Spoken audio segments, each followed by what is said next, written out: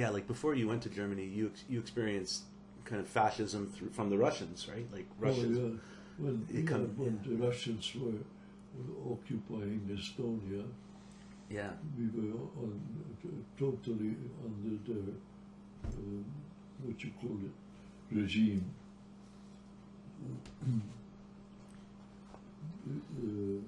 Everything had to be controlled by the Russians, even food rations were by the Russians. Rations by the Russians. So they controlled the food supply when they came into Tallinn. Oh yeah. Wow. See, I actually have in my book, I have this one illustration where the Russians are all pissed out of their mind, they're all drunk, Yes, yeah. You know the one. I remember, yeah. Three Patriots, I think. That's right, and that's where my brother said to me, we were rolling down the oil drums from the hill. Yeah. Those Russians didn't even see what we were doing because they were all pissed, they were all drunk. So you fought back as little children, like you. Oh, yeah. So they have 10-year-olds being part of the war. Yeah. You know? Yeah.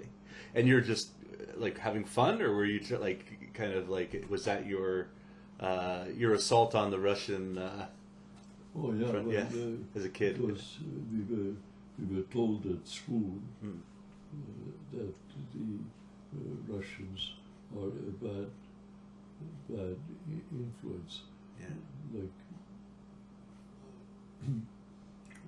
our teacher here and there, they would teach us history, and of course the teacher had to explain to the pupil why the Russians are there. So we got these kind of distorted historical lectures from our teaching staff. Yeah.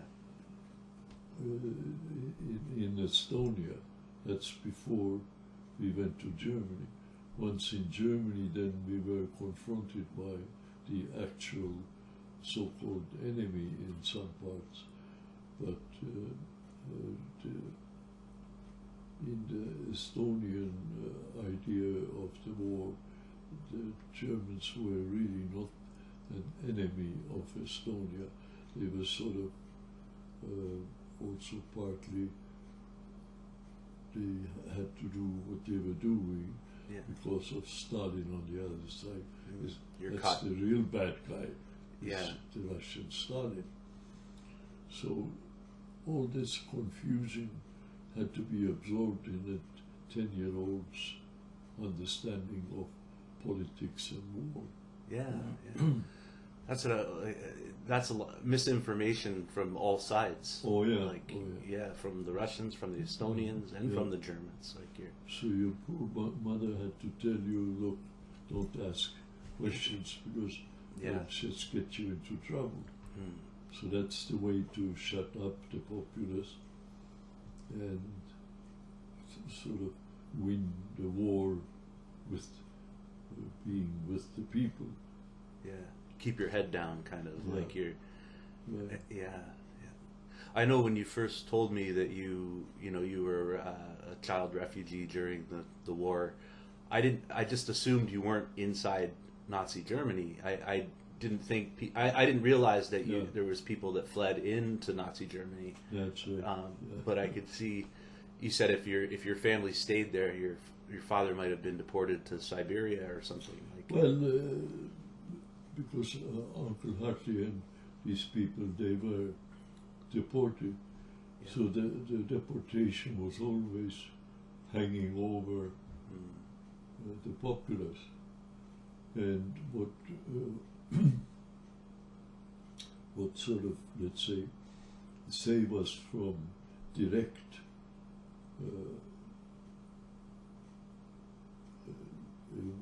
would have been the grandmother on that side was of the German colonial input in Estonian geography. when the Germans, for hundreds of years, they were running the country, so to say, for the Tsars, the Russian Tsars. And then when the Germans and the Tsars fell apart, that's when the Estonians, grandmother included, they were all stuck in this terrible kind of a wheel of who is who and where is where and why is when. It's just, we had, as 10-year-olds, we had to absorb that somehow, and we did. Yeah. We became sort of basically anti-war. Yeah. Guys like me, we became very much sort of pacifist. That's the word. Yeah. Yeah. Yeah. Yeah. And I never came back to any kind of warlike mentality of, oh yeah, we have to, yeah, we have to,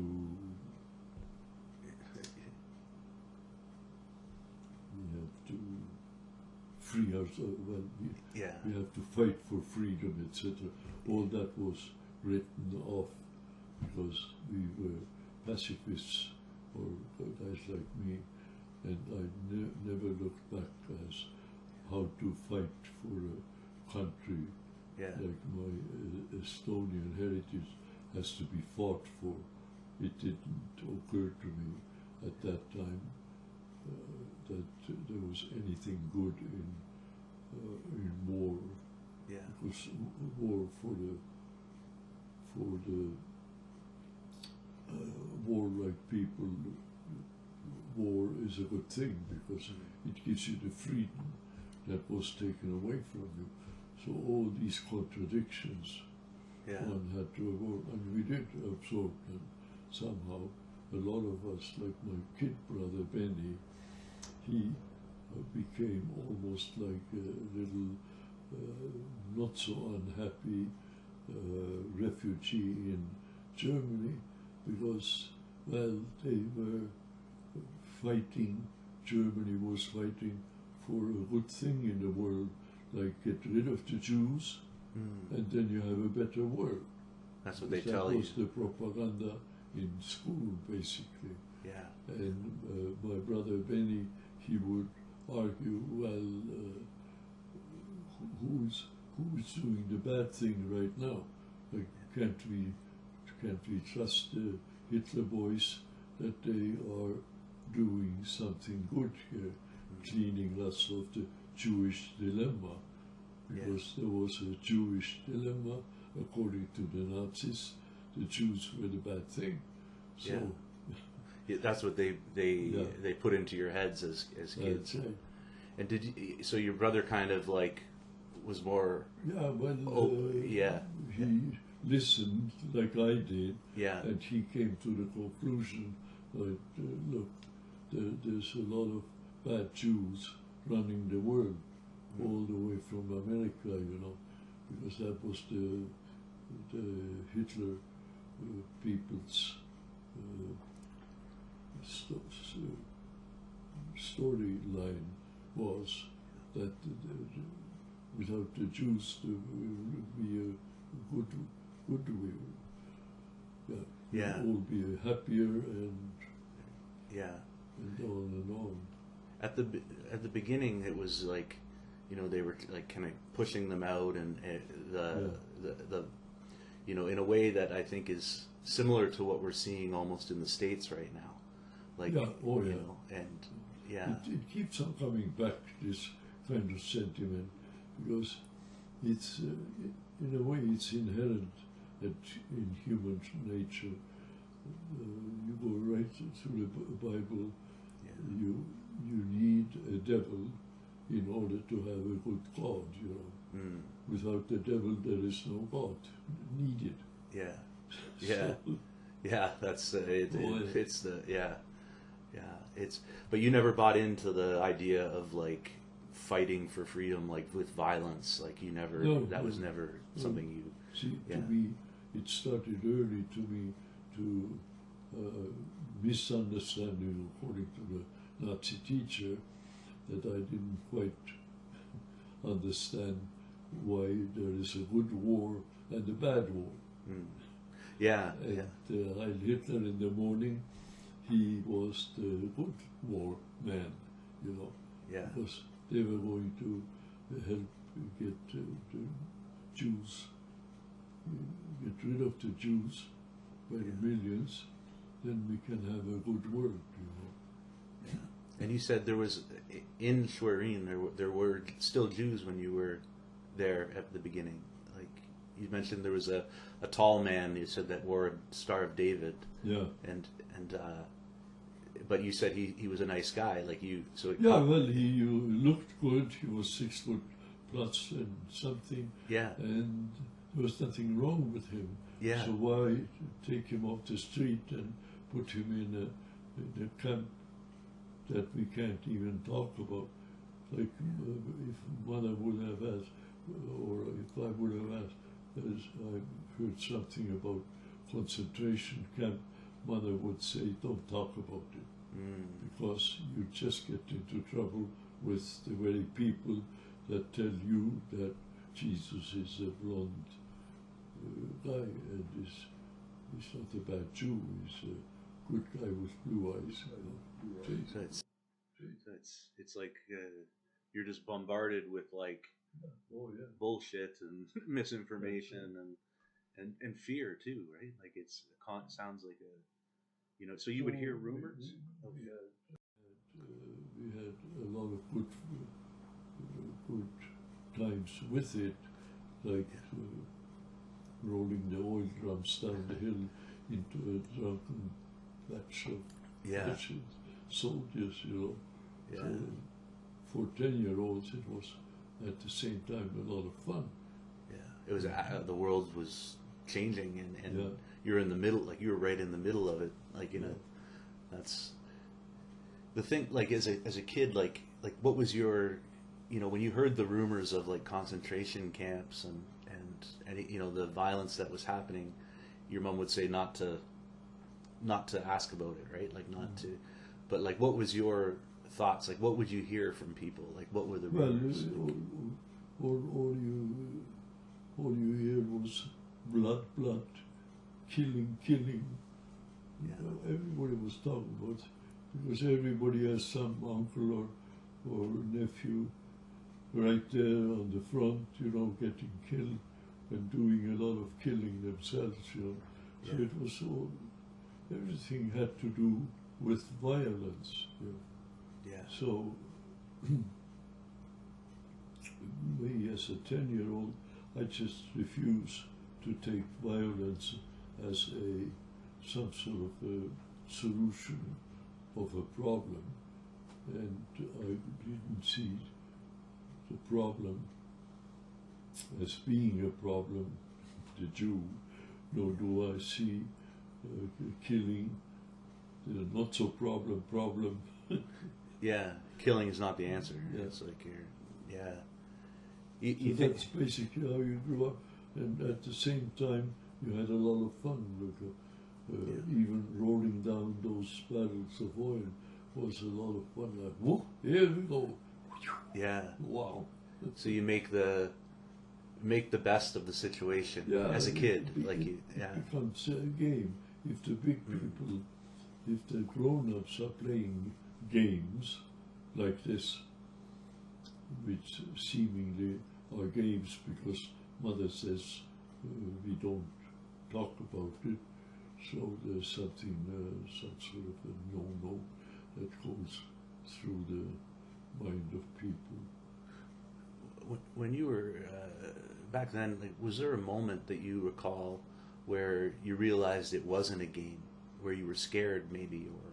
No, I wasn't scared. It was because with it, when I was 10, at the same time as the horrors of war started creeping into the conversations, because whenever somebody like Herr Schilling, one of Dad's colleagues, when he visited and they were talking grown-ups were talking about things, war, because it was a constant.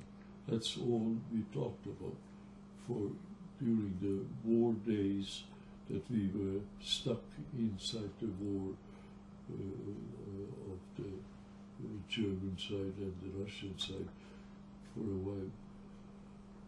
We were just, there was nothing else to talk about. Yeah. Well, of course, on Mother's Day, we had to go and get some flowers, etc. And we stole the flowers from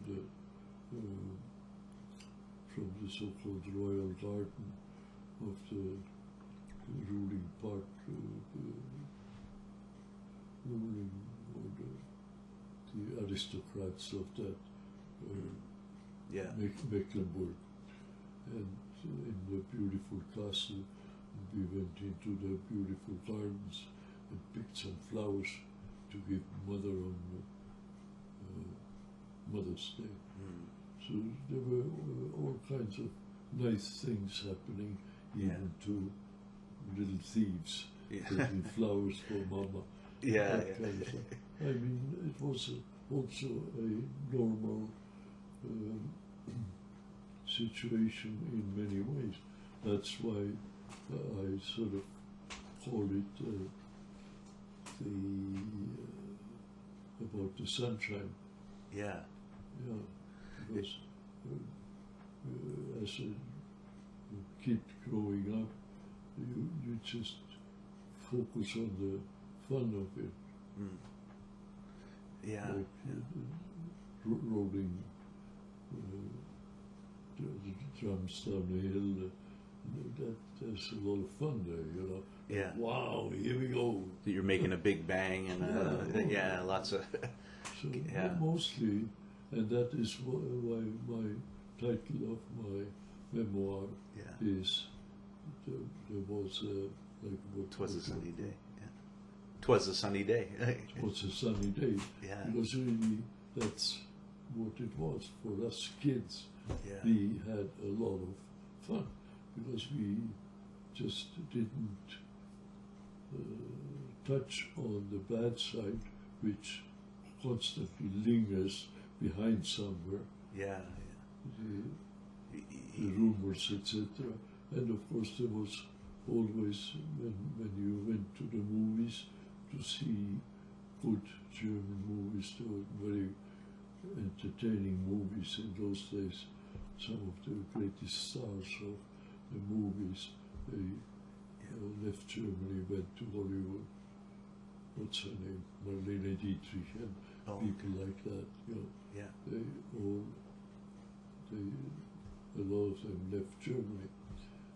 Lurich and Dietrich and all these people, and we enjoyed their movies. So we went to the movies as much as we could, but at the same time, the first thing that you came to when you went into the movie theater, you paid your fee, you sat down, and then came the Deutschlandlied, you know, the German anthem, and then there was that special, die Deutsche Wochenschau.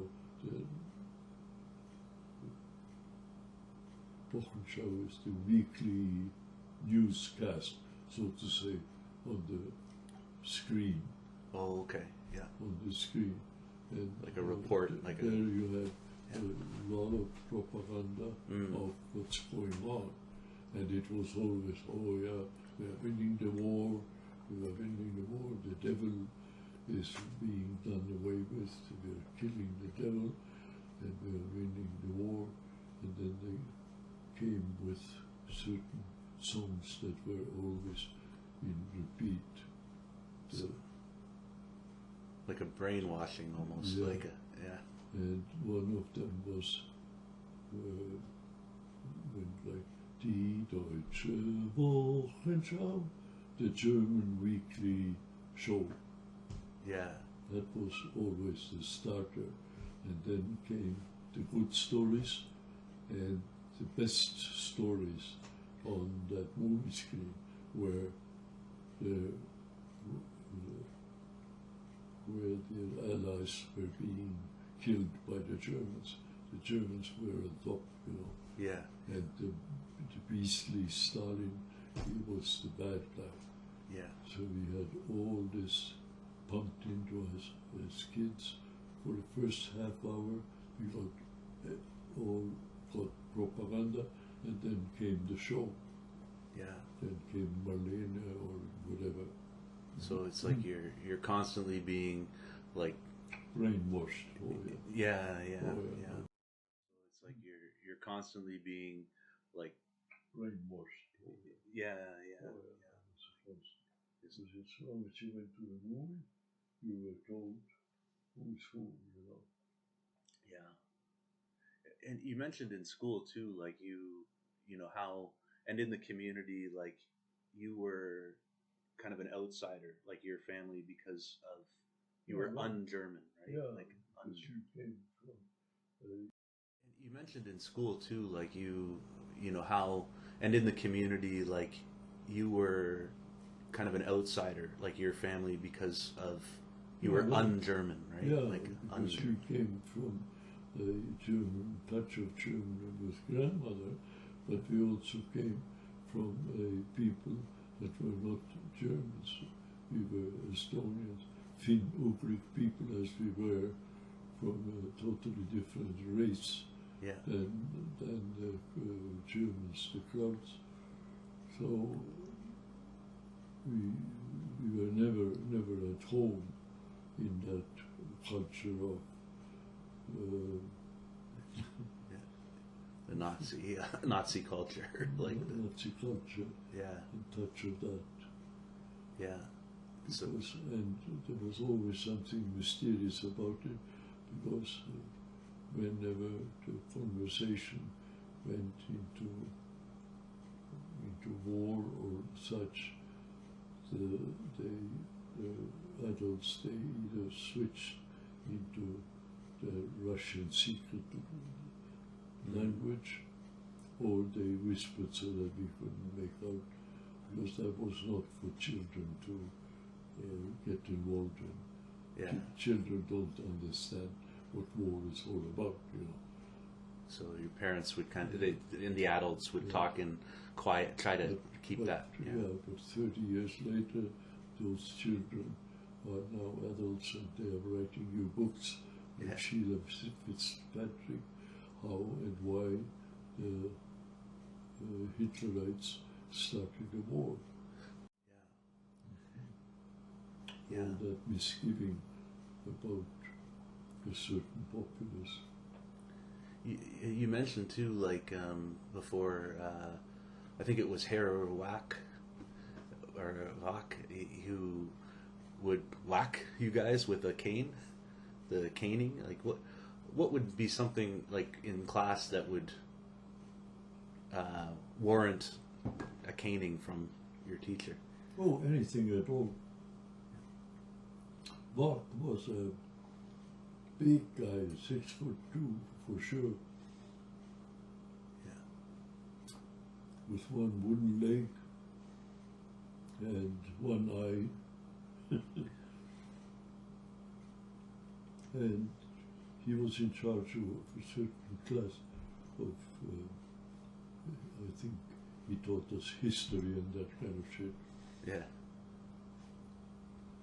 And then, of course, kids do what kids do. They whisper, you come out. When class is over, you come out because you are disturbing the class. You are not listening to the teacher. So once the class was over, then all the guys that didn't listen to the teacher properly, they had to come out, and they got one whack with a bamboo stick. And that's all. It was the guy, Herr Wack, Mr. Wack, he just enjoyed giving a whack on the kids behind. Yeah. That was strictly his fun. Yeah. He's just a very bad guy. The kind of German that would enjoy killing Jews. So he lost his leg and his eye. Yeah, and it was probably those American Jews that did it to him, you know. That's what they'd tell you, right? Like they would, yeah.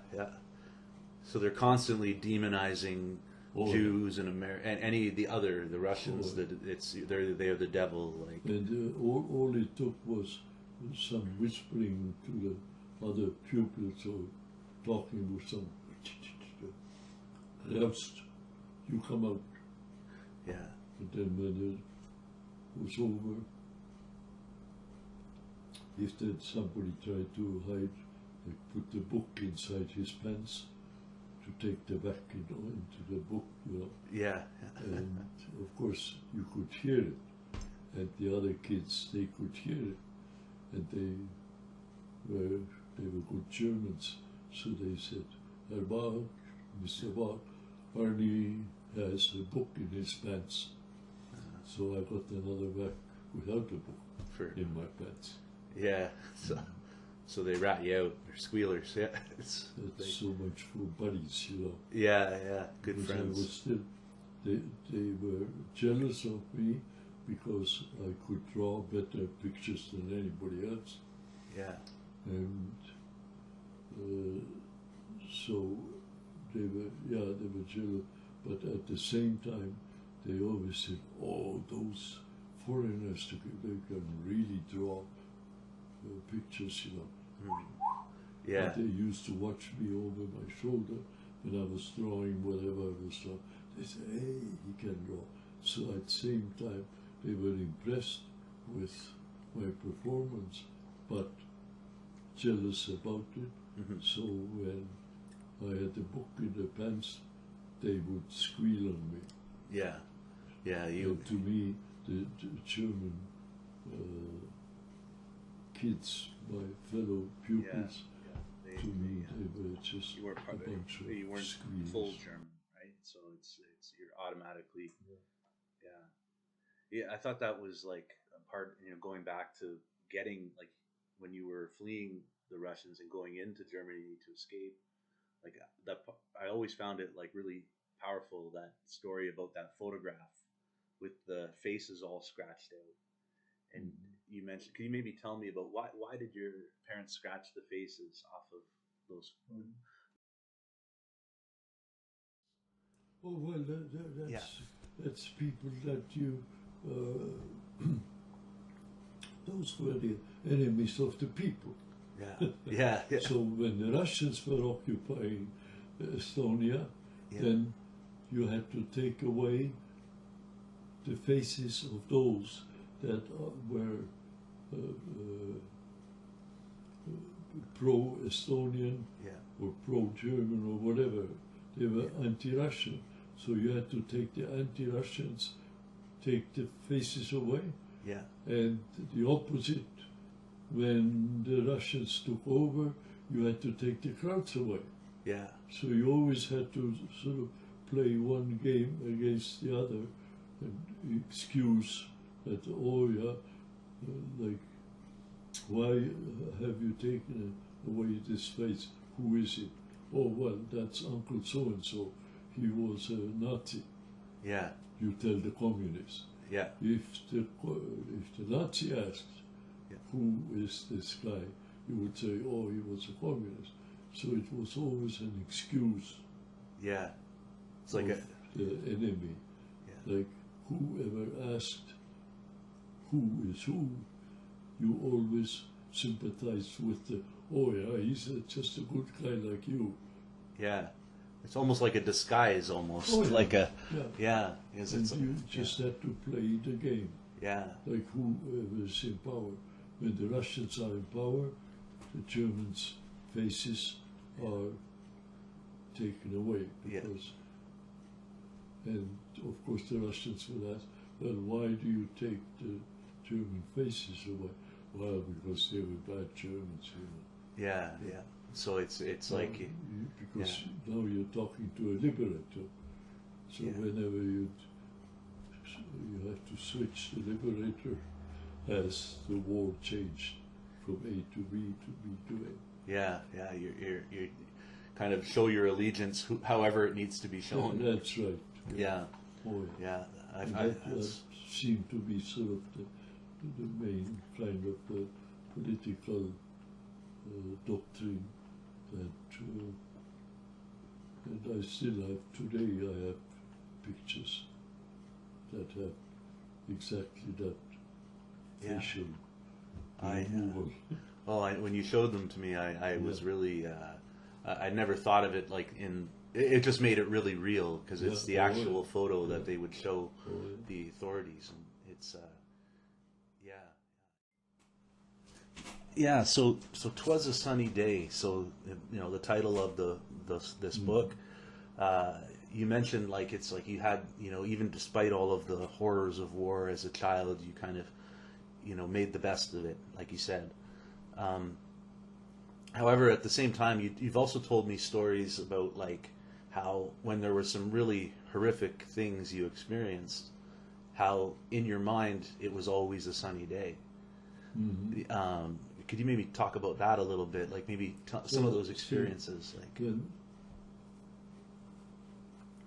in Schwerin, on the grounds of the castle, I can't say royal because they were not royal, but of these nobles had a castle in the middle of Schwerin, the town, the district capital of Mecklenburg was Schwerin. Yeah. Beautiful buildings, several, etc. And so what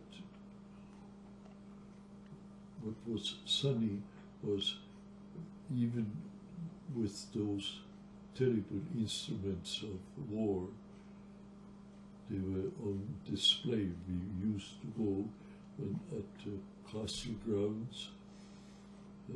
They just to indoctrinate with the populace how good we are, the Wehrmacht, the German army, how good we are. So they displayed tanks sometimes, and the tank soldier, he would explain to the people standing around him how you shoot, how it works, how heavy, blah, blah, blah. And so you got the sort of a lesson in how war is winnable. Mm. So we used to go to this because in Schwerin there is often, it's North German, it's usually a rainy day. Oh, yeah. And so you don't go anywhere, you stay home. Mm. But so when it's a sunny day, out you go, and then also one of the places to go would be the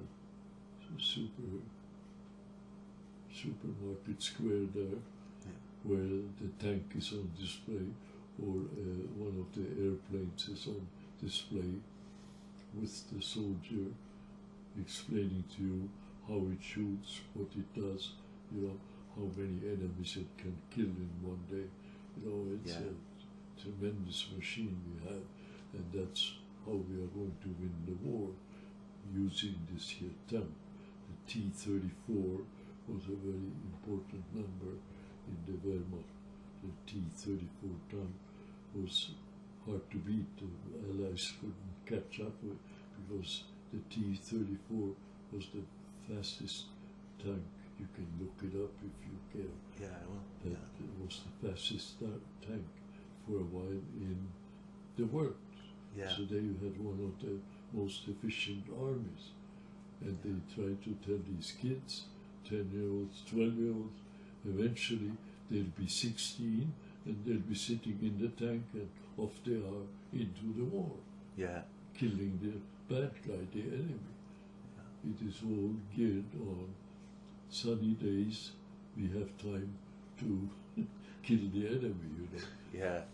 So they're familiarizing the kids with war. Like, that's right. Yeah. Oh, look at the beautiful big plane. It's so Yeah. powerful, or the tank. And or, you know, for yeah, a 12-year-old to be seated in a tank and being told that one day you'll be doing this and that, you say, oh shit, you know.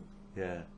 Oh yeah, Because here's this nice guy who is in charge of this fantastic machine, you know, yeah, and I'll be one of them. I'll be Yeah. cleaning the world from those killers, the Jews. That's what they want you to So think. all this is being fed into children, Yeah, and that's how you grow up. And yeah, and if you are not of supreme Aryan, only your grandmother is from somewhere 400 years earlier, yeah, yeah. so you don't fit in. It's yeah, Because you are a Finn-Ugric kind of somewhere, you come from the Ural Mountains, you know, so you don't really belong in the super world of the Germans, you know. Yeah. The Germans are unbeatable. You don't beat Germans.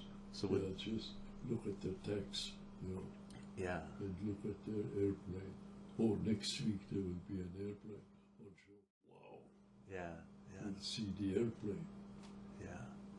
It's part of that, like it's subtle kind of brainwashing, but it's you know, it's as a kid I remember going to see like similar again military jets and tanks, and I remember sitting in a tank when I was probably 10 or 12 and thinking like, wow, this is cool, you know, but not thinking about what happened at the other end of the tank, you know, like it's like you don't put that together. Like I didn't, as I wasn't around it, but like you would have experienced, you saw bodies, you know, you told me before. All this was crumbling and falling apart. So, of course, then they took Axel, daddy, who was at that time 45 years old, so he wasn't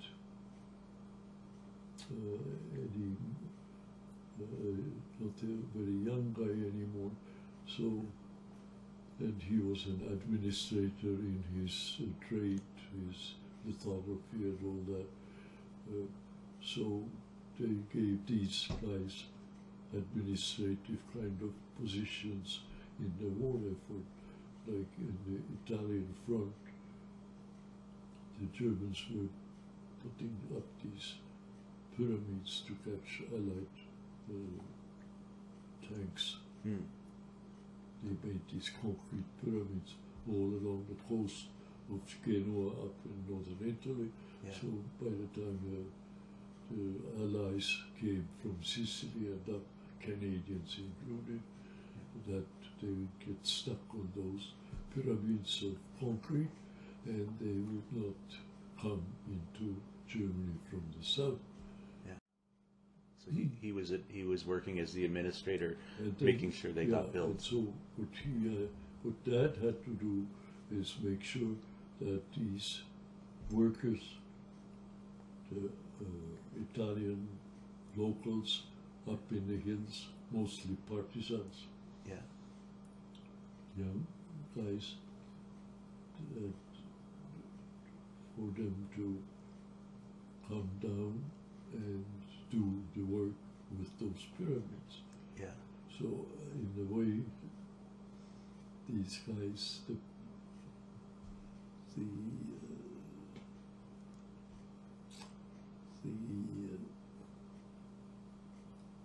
what do you call those guys? They were the anti-fascist partisans. Partisans, yeah. So the partisans built those, did the work, Yeah. and then went back in the mountains to hide again. And the Germans knew, and Dan knew, was told by the local the German high command, whatever, in Genoa. He was told when he got the job, he was told, well, you won't last more than a month or two, you know. And he says, well, why? because the partisans will kill you because you are on the crowd side of things. Yeah. Oh, but I'm not sure. Well, that has nothing to do with who you are. It is what you're doing. You are making pyramids to keep the liberators away. So we have to do away with you. Yeah. And that's what the partisans are telling him. Yeah. We have to do away with you so that we can keep on doing the pyramids. So in a way, the partisans were stuck in the middle too. Yeah. But they also had a good excuse. Well, so we built the pyramids, and let's just make a lousy bloody pyramid that Yeah. Yeah. falls apart once it's being attacked by a bulletproof. So you get them to make them poorly, and so they they don't work. Yeah. Just don't put your soul into it, because the Allies will come through anyway. Yeah. So that's what Dad had to sort out. Yeah. So he learned his Italian there, and he spoke it rather well. And how did he survive? They said he'd be. Well, it's coming. Yeah. So now he was directed those workers. Well, you go there. Today we'll do these pyramids. So once you're finished, you go back into your woods. You know. Yeah. They didn't call them pyramids. Just go back into the woods. So they went back into the woods. Back next morning.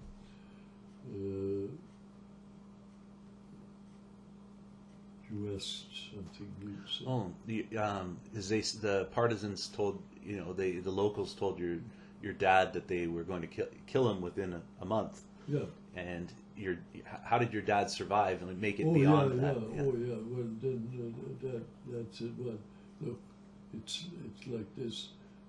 You have to build the pyramids. You build the pyramids. You go up in the wood, but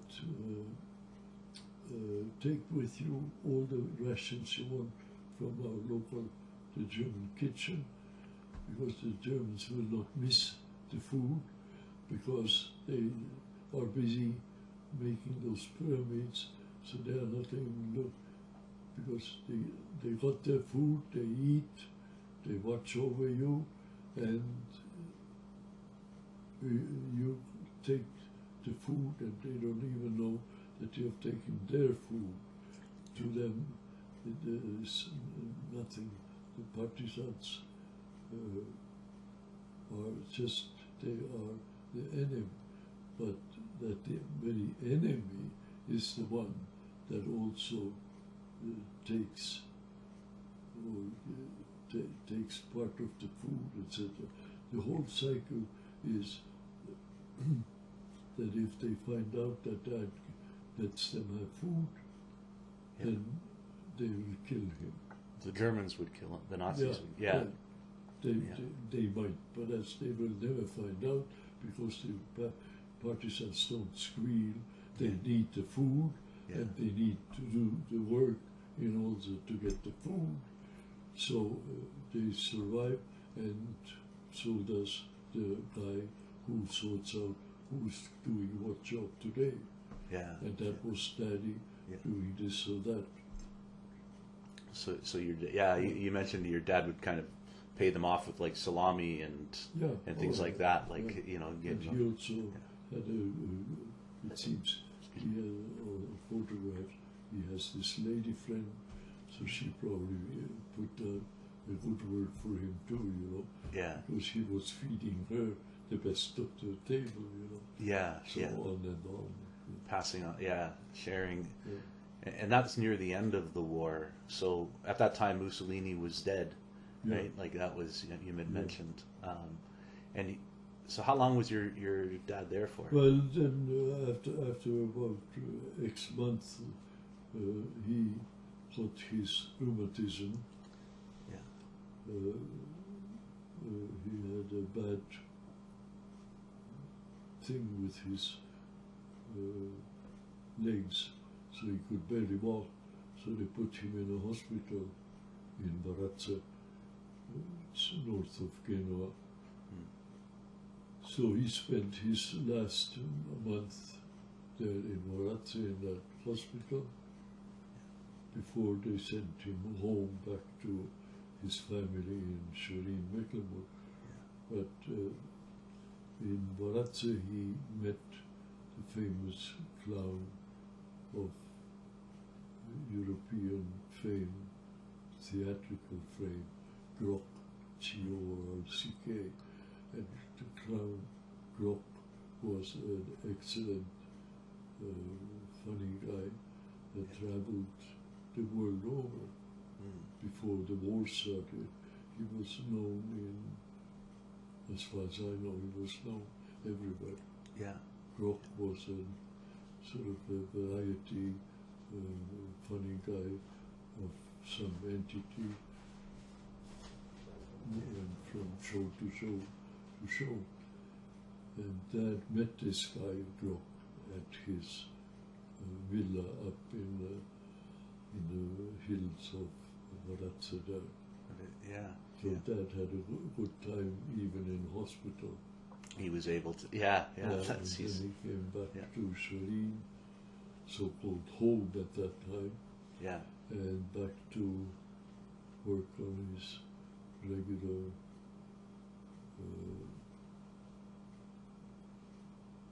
whatever he did, Yeah.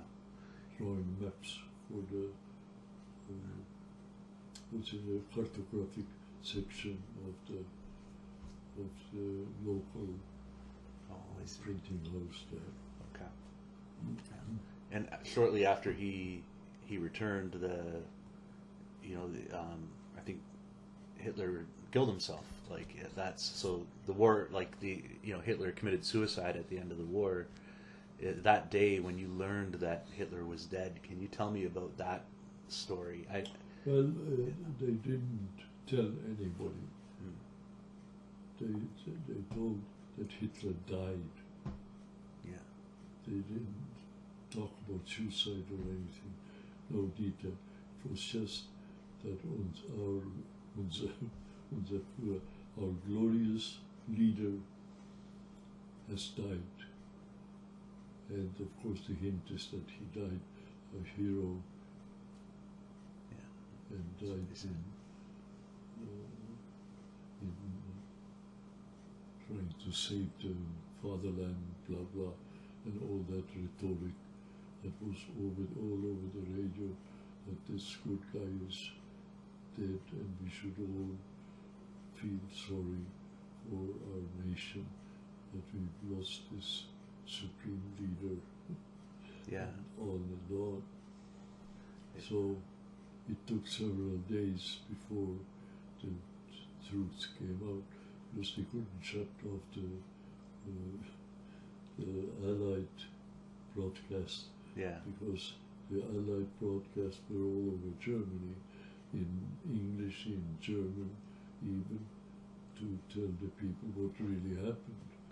Yeah. So, because, see, we were not allowed to have radios. The radios were all confiscated by the Nazis.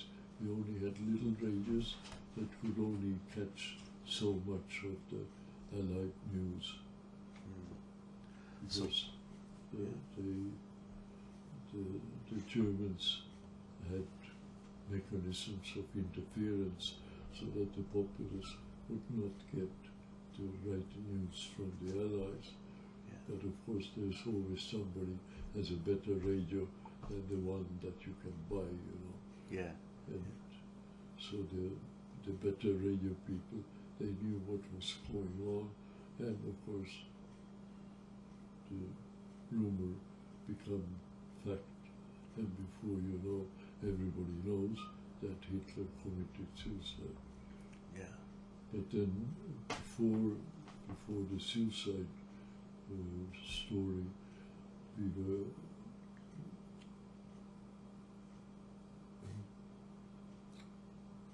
the day that Hitler died, we were told that Hitler, our glorious leader, is now dead, So then the rumor has it that young Nazis have taken and put an end to a woman at the Pfaffenteich, in a pond in the middle of town. So we went to see the hanging woman because we kids were told, oh yeah, there's a woman hanging from a lamppost. And we all went to the Pfaffenteich, to the pond around the block. And there she was hanging, and pistols down her legs. This dead woman. And she was surrounded by Hitler youths that had strung her up on the lamppost when she said, like, when they caught her, the boys heard her say, "Hooray, the Führer, the leader is dead." And they grabbed her and strung her up, and then the rumor came all over town. There's this hanging woman, and we went and saw the hanging woman.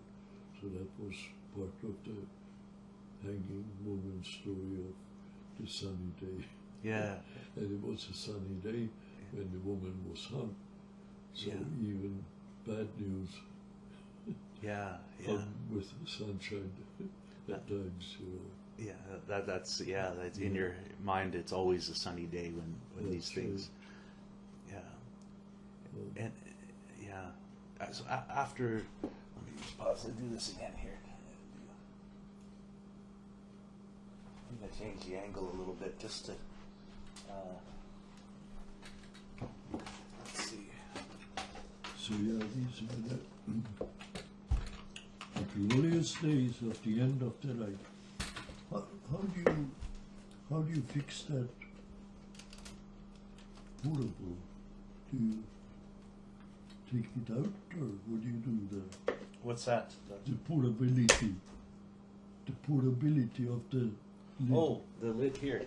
Let me get it for you. I could take. It might be easier just to take the whole thing off, and then you can just pour it.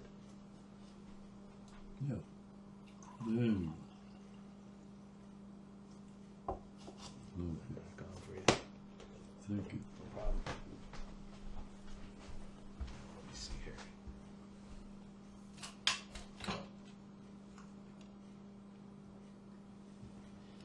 And then, of course, come the days of glory when the Allies come in and everything is over. And they were quick enough to start printing new kind of money.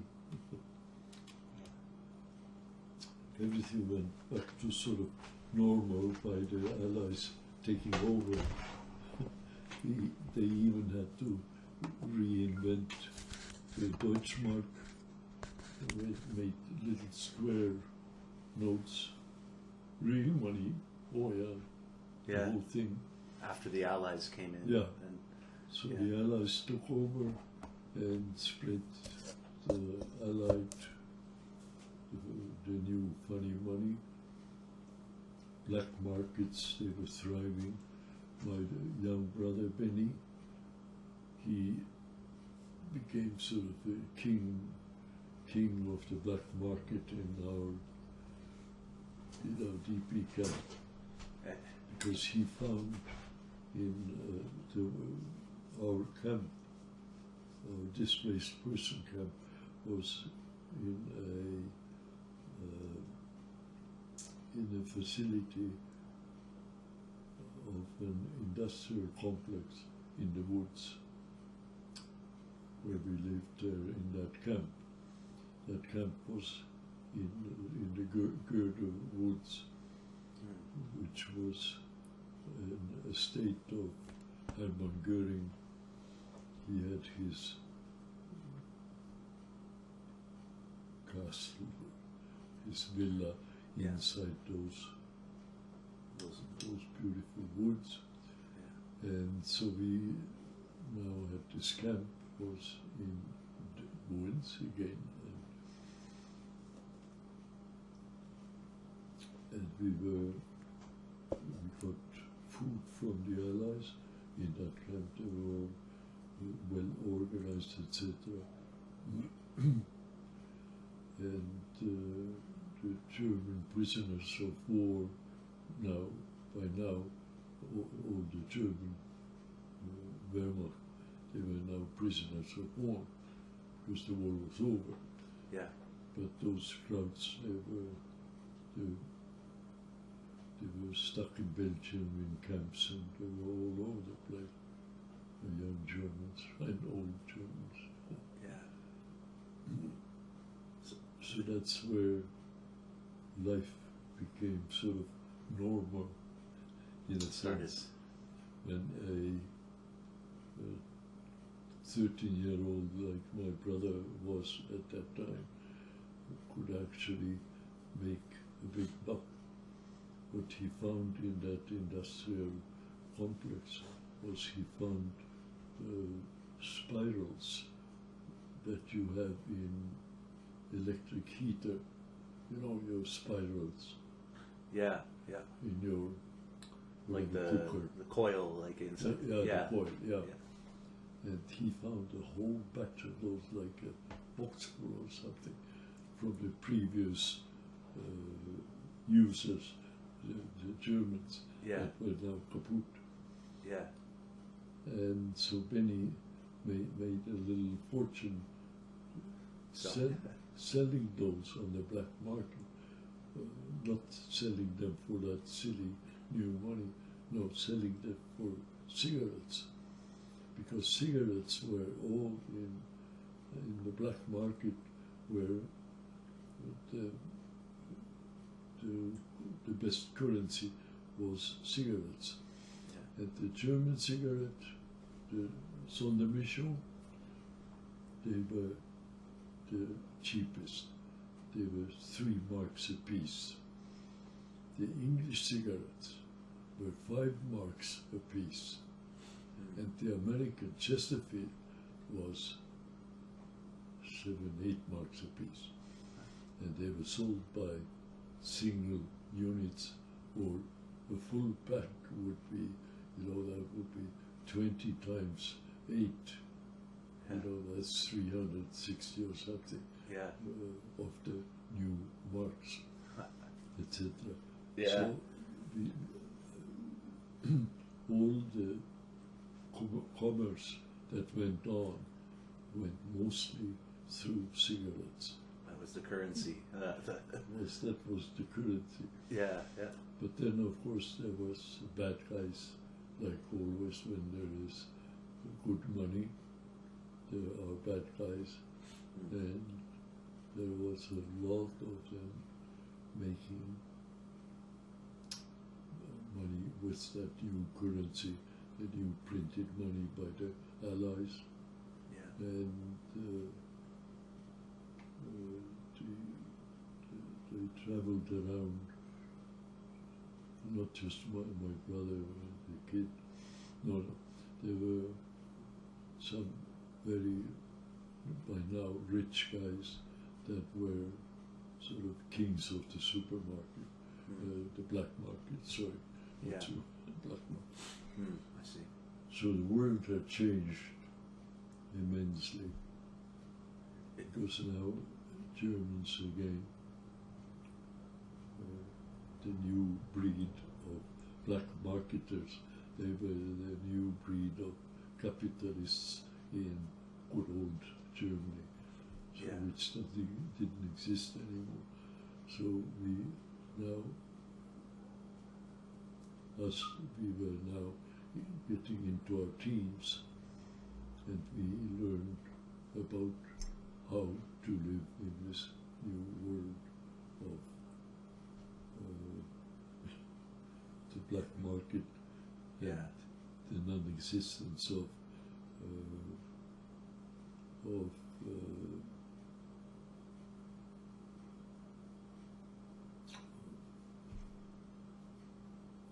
governance as we used to have either Soviet, Nazi, now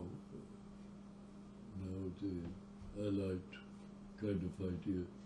There's another idea of freedom Yeah. and capitalism, Yeah. thriving, etc. So now we are learning a lot about what life is really all about suddenly. And we are going to school in the store. Now, that is my third year of, let's say, schooling, so to say, because all my years of schooling were interrupted by Soviet, by Germans, by... Yeah. So, let's say, formal schooling as we understand it, I had very little of that. I had to just pick up reading, talking to mother and the other people that responded. So that was all my sort of formal education was. Hitler was no Jew. Yeah. Your propaganda more than information or like facts. 2 years in Schwerin was strictly sort of propaganda oriented. Yeah. In the meantime, we picked up that 4 times 4 is 16. You know. Yeah. You see, you learn some things, but on the side, yeah. you had to learn about the real world. Once the real world came to the doorstep, you had to wake up. Yeah. And you did, because you're young, you want to know. And if you have a curious mind, you pick up a lot, and you can sort of call yourself reasonably educated, because you have a constant exposure to things you don't know. So now you learn. So you learned on your own. The most school I had, the most learning I did was those 2 years in the Allied camps, Allied. In a way, they were the Allied camps, but they were run by UNRWA, and UNRWA was the United Nations UN relief organization. UNRWA was in charge of all that kind of stuff, what kids learned, and back to school and back to real learning, and also no bullshit, no propaganda. Let's just go back to Einstein and you're learning like from your observation too. Like you're seeing this there's a lot. I would imagine there was a lot to learn just from observing your environment, like being in a camp that, and keep your eyes open and never give up and never give in. Yeah, that's how we grew up into our teens. We were, in a way, we were on our own, but we also understood that the real world, the world of the grown-ups, we are going to enter eventually, so we better be ready when it happens. Yeah. And we were, most of us did well. Some of us did very well with the Allied situation in Germany. Some scientists that lived through these days became famous all over the world. Yeah. You know, people with agile minds, they never give up. They always want to be better or better. Yeah. Or curious, you know. Yeah. They want to learn. Like it's. I'm thinking of like, the misinformation and like all of this that you're experiencing so young, and then like I'm thinking about like the rumors you heard about the concentration camps, and then when you were in. I can't remember which camp it was, but one of the displaced persons camps, But you said like the real world came knocking at your window in the middle of the night. Yeah. You know, can you tell me about that experience and what happened? Who was knocking, and why? And Oh well, they were the ones that were not gassed to death in the camps, yeah, in the concentration camps. They were all over the town that was close to a concentration camp. And when the Allies took over, they opened the door to these camps, and the ones that were not killed in the gas ovens, they were now spreading into the local populace. yeah. Hello, do you have any clothes left over? Because I don't want to wear this striped uniform. They wanted to get rid of their striped uniform, which signified them as Jewish survivors. So whatever, my grandpa, he died a couple of years into his being in Germany. He died in 43, yeah. So grandmother gave all his clothes, his suits and shirts, and she gave them all to those At the window. striped ones at the window. Yeah. And so in the morning after the Allies had occupied this particular town and let loose the survivors, in the next morning the streets were full of striped clothes because they just left that shit, you know. Yeah. And put grandpas and other good people that gave their Yeah. attires to these They just had to. Yeah. to these helmet survivors of the, and that was terrible because there we are sleeping, the parents and 7 kids. We are all in one room, double beds all over the place, Yeah. table in the middle where you have breakfast, etc. from the communal kitchen that you pick up big cans full of soup. Pea soup one day, pea soup the next day, pea soup again, pea soup. Oh, suddenly we switched to corn soup. Nice soup, corn, all nice and yellow. One day, next day, next day. Oh, it's still corn soup. Yeah, next day. 2 weeks of corn soup. So you know what you get in your armpit.